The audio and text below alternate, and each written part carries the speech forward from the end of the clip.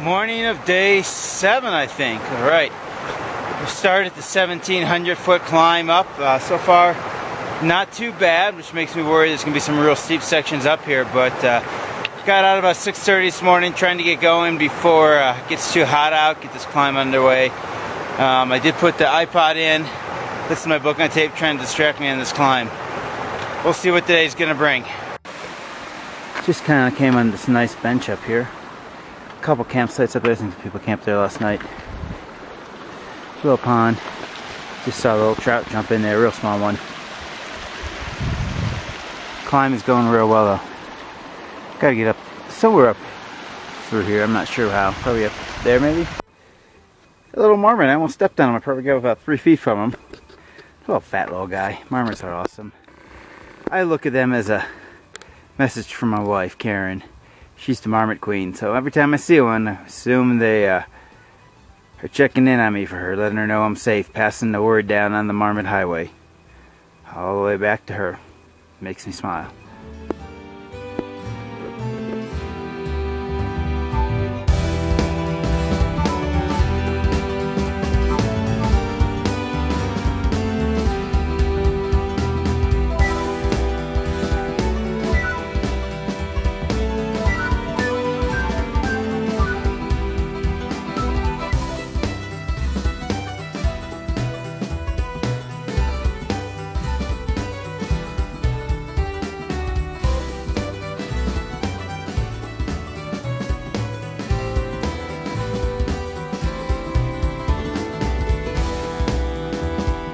I believe right there is Silver Pass, which is what I'm heading for. A couple hundred yards up. Not too. Almost to the top of Silver Pass, and I think straight out here, I don't know if it'll come in, but I think those are Banner and Ritter. It was a couple days ago.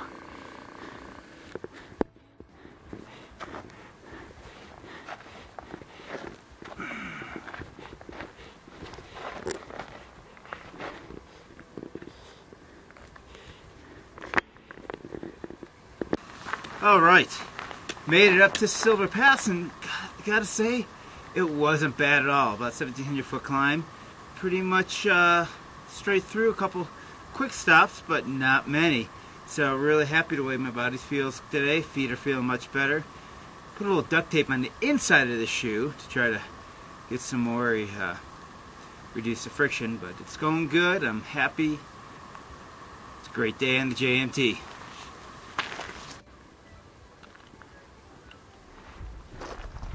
Give you a 360-degree view from Silver Pass.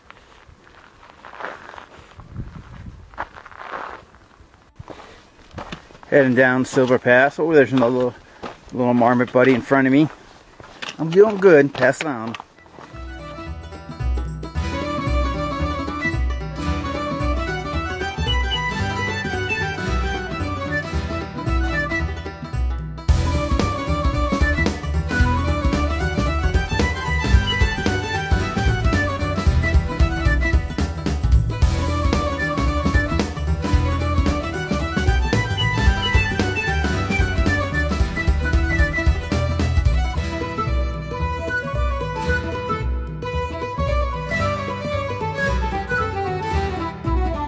Got a cool couple of little lakes down here in the Silver Pass.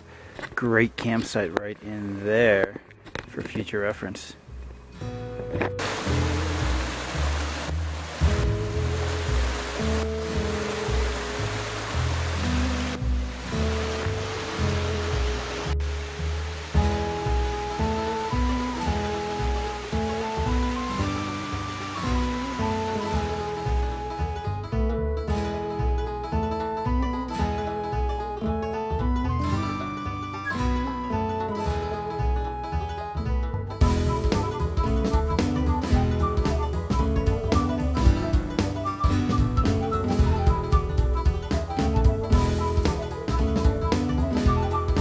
We got a nice downhill section here, which just brought us to that beautiful waterfall, and we're dropping down. I think I get down to about 7,000 feet or so.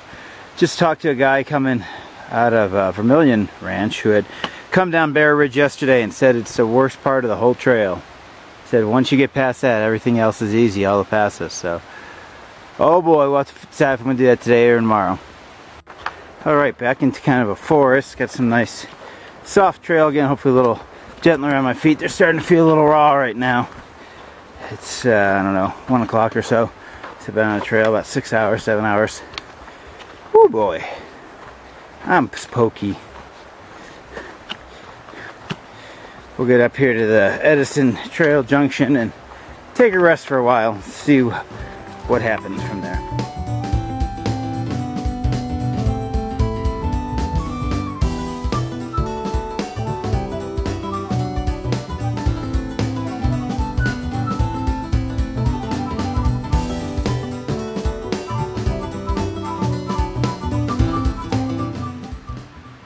End of day 7, 1 week on the trail.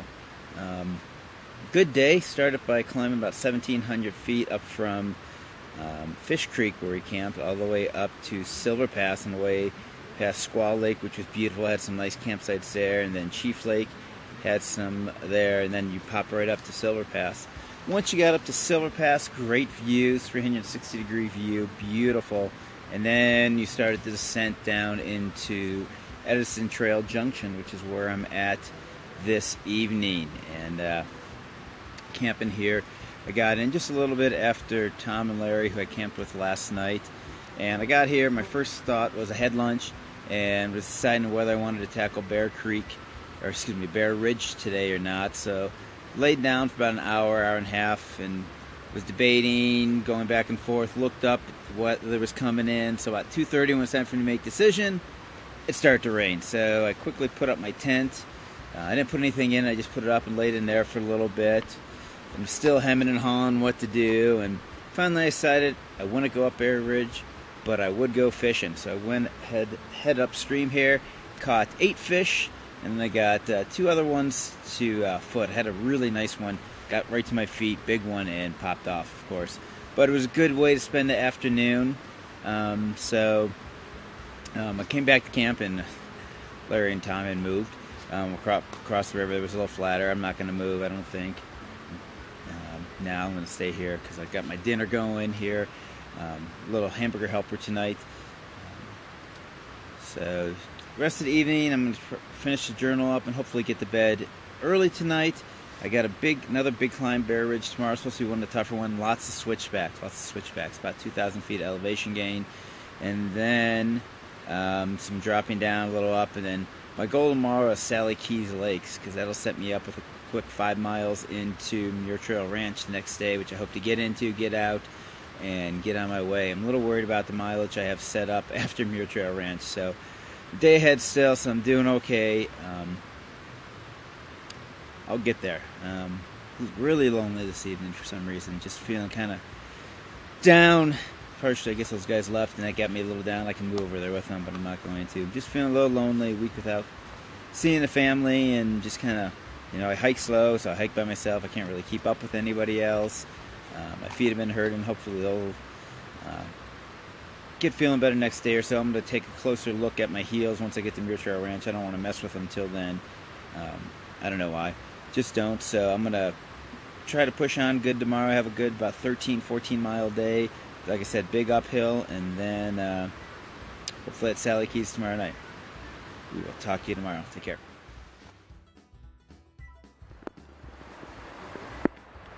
Can't see him, but right over there is a little brownish bear.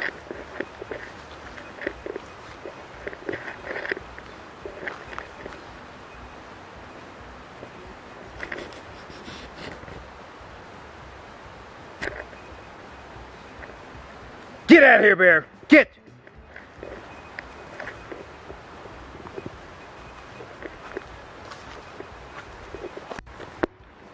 Get out of here, bear! Go!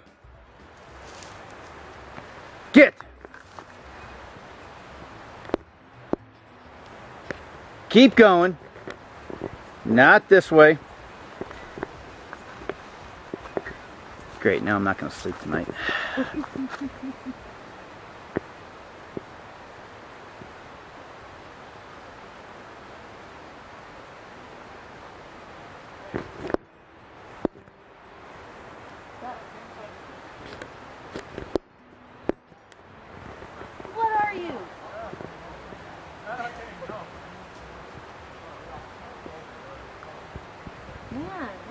Okay, my first bear encounter, day 7. He's pretty mellow. He's still circling around the camps here. I can still see him. He's about 50 yards off on a rock. Small little brown bear, but enough to put a little scare in me. Make sure everything's out of my tent tonight and keep the bear box away, bear bag away. Alright, so my first close encounter of the bear kind.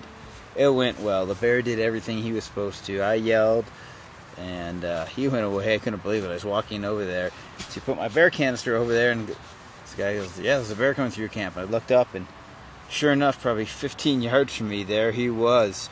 Kind of brownish coat, blackish face, just ambling through. I yelled at him, clapped, screamed. You heard me in the video, and he went through. So good. I hope he kept going. He headed that way. Heard some whistles, so maybe he crossed on back on the other side of the river. But I don't want to have to deal with a bear tonight. That will not make me happy. They'll scare me, probably. Yeah, it will. Even though the bear did what he wanted, he's just looking for food. I know that, but I could be food. I could be bear food. I hope not. I don't want to be bear food. So hopefully we won't see any more of him. After that encounter, I went and talked to a couple of ladies that are camped over there. Just only ladies camped over there. And borrowed one of their syringes for the Sawyer. Kind of back flushed that. That's the one thing I'm not sure if I would do again, is the Sawyer so far. It's the only thing that's been a little questionable. It works good. It's just slow. I think the Sierras, the drops are the way to go for me. But I talked to a couple ladies there. Talked to a girl named Kat, who's going to be a teacher. And brought my spirits up a little bit, so I'm not feeling quite as lonely as I did before. So hopefully I can keep talking to people in the evening and avoid this loneliness that I was feeling today. But until then, guys, we will see you in the morning. Alright, I just performed a little blister surgery on the 2 blisters I had on the outside of my ankles. They were have been bothering me still again today, so I actually punctured them, which I know you're not supposed to do, and I really, really hope they don't get infected. I cleaned the area first. But my thought is, if they're not so inflamed, perhaps they won't feel so bad. So I popped them, squeezed some of the juice out, and I actually tried the dental floss trick where I ran a string of dental floss through them.